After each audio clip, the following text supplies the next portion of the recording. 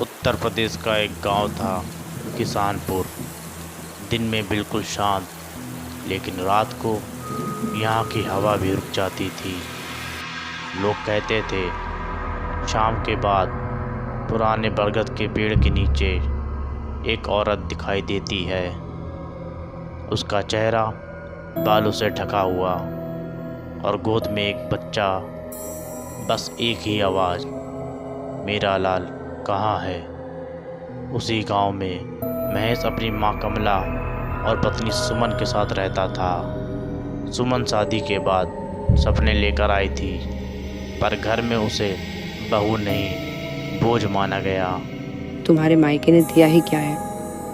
घर का वंश आगे बढ़ा नहीं पाओगी या नहीं? 5 साल तक कोई संतान नहीं हुई।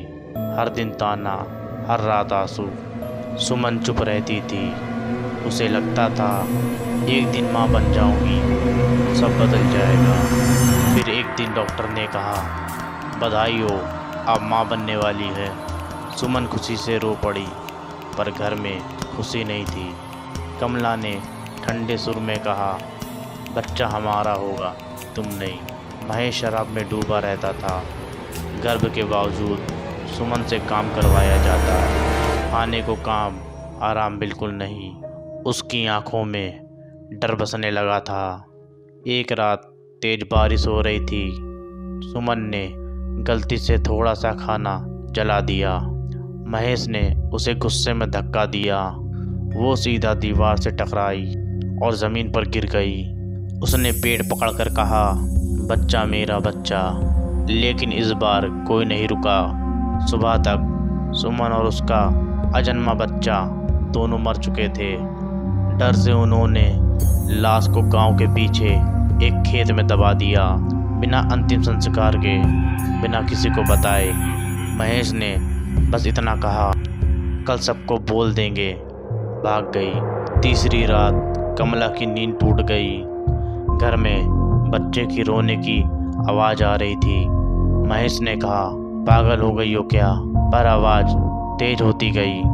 फिर आंगन में किसी के चिल्लाने की आहट सुनाई दी। दरवाज़ा खुद ब खुद खुल गया। ठंडी हवा अंदर आई।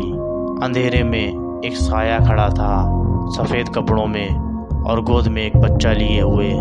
तभी सुमन की आवाज़ गूंजी, तुमने मेरा घर छीना और मेरा बच्चा भी।